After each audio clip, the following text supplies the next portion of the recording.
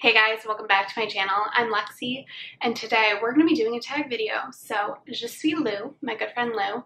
If you don't follow her, you should. Subscribe to her channel. I'll link her video below, but she tagged me in a video that she did recently on her biggest regrets in terms of not purchasing. So bags that she had the opportunity to buy but didn't for one reason or another. So I thought I'd take a crack at my own version of this awesome tag video. But before we get into it, hi, I'm Lexi. If you're new here, welcome. I put out videos every week on all things luxury, but like, to be honest, there's a lot of handbags because your girl has a problem. But if you like videos like that, and I hope you do if you're here, consider heading down there, subscribing, hitting the notification bell, joining our family. We're happy to have you here. And you know, maybe say hello in the comments, maybe follow me on Instagram, quick plug. But let's just get right into it. And to be honest, when I was thinking about this, there were definitely a lot of things that jumped to mind really quickly because, well, there are a few bags that have haunted me since I chose not to buy them. And let's just take a moment of silence for the bags that could have been part of my family but aren't. All right, moving on. So first one, this one hurts me, truly. I used to live really close to, well, I live really close to another rebag, but there's about 3 rebags in the city, and my first apartment in New York was really close to the one that's uptown. So me and my roommate, we used to walk there just to like window shop. We didn't really buy things a lot. We were new to the city. We're just starting out, so trying to be responsible. Things have since changed, obviously. But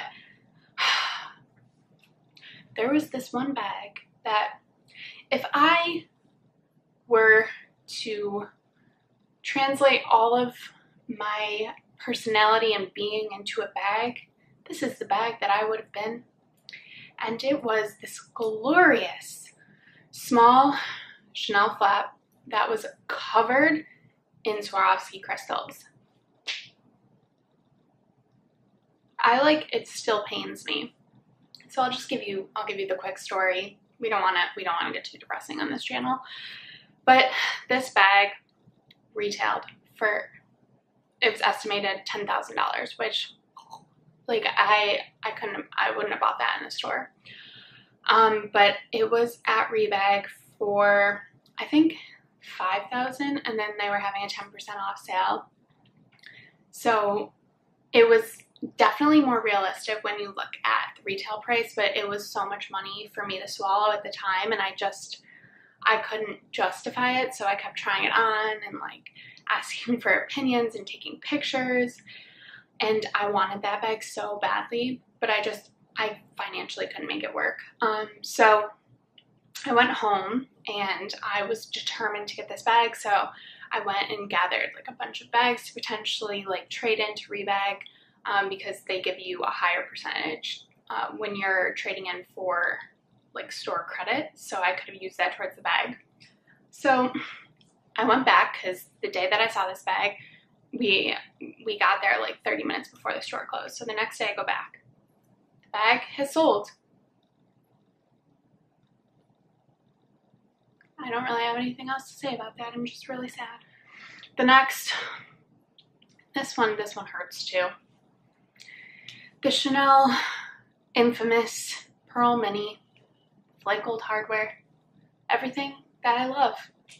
In this world, pearls, light gold, minis, there's not really anything bad to say about this bag, other than the fact that I don't have it, and probably never will, because the resale value is just astronomical, and I morally can't justify paying that much for a bag that I could have, should have, but made the mistake of not buying.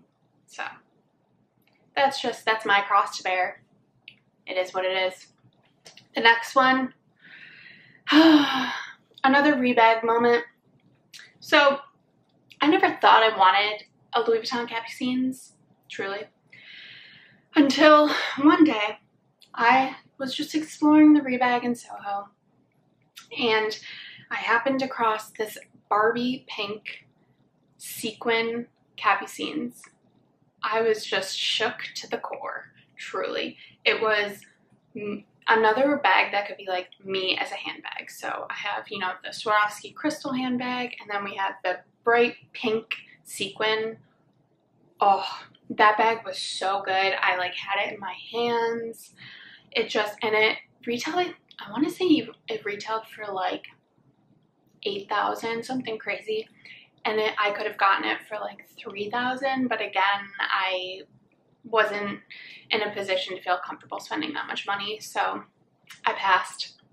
And I came back like a few days later after payday, and again, she was gone. And you know what's really frustrating about these is the two bags at Rebag, so both the Swarovski flap and the sequin capucines. Both times the sales associate was like, oh, these bags have been here forever. I'm shocked that they're not gone already. I'm sure you have some time. And then literally the next day they sell. It's just, honestly, maybe it's a sign. But I'm still going to mourn their loss.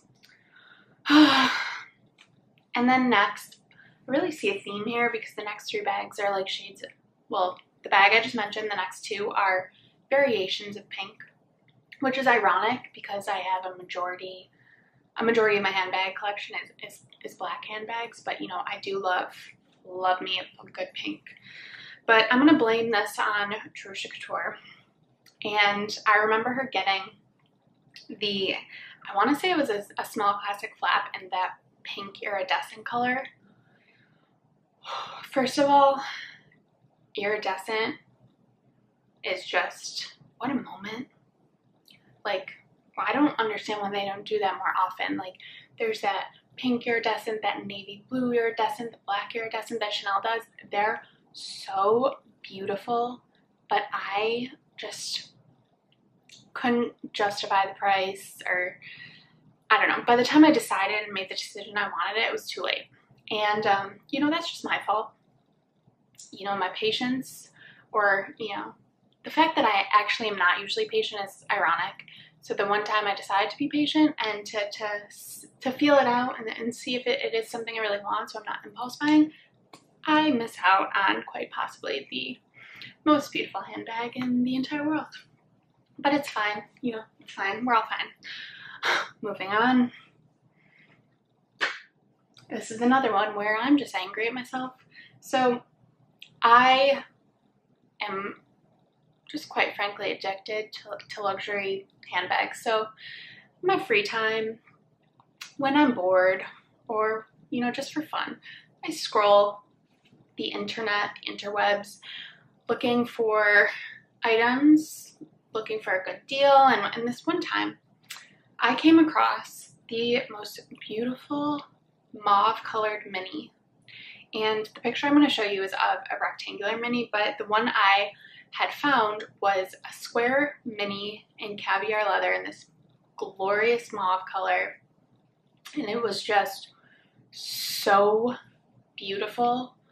I literally just got chills. That was so dramatic, but what a beautiful color.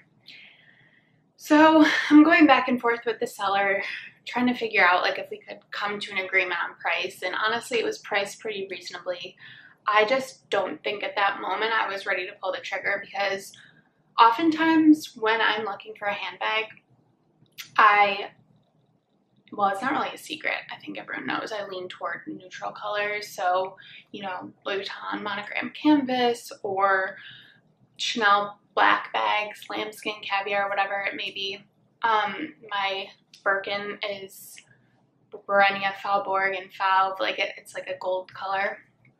And I have a hard time pulling the trigger on expensive colored handbags, just because I have to dress for the bag as opposed to wearing whatever I want, my bag going with whatever outfit I'm wearing.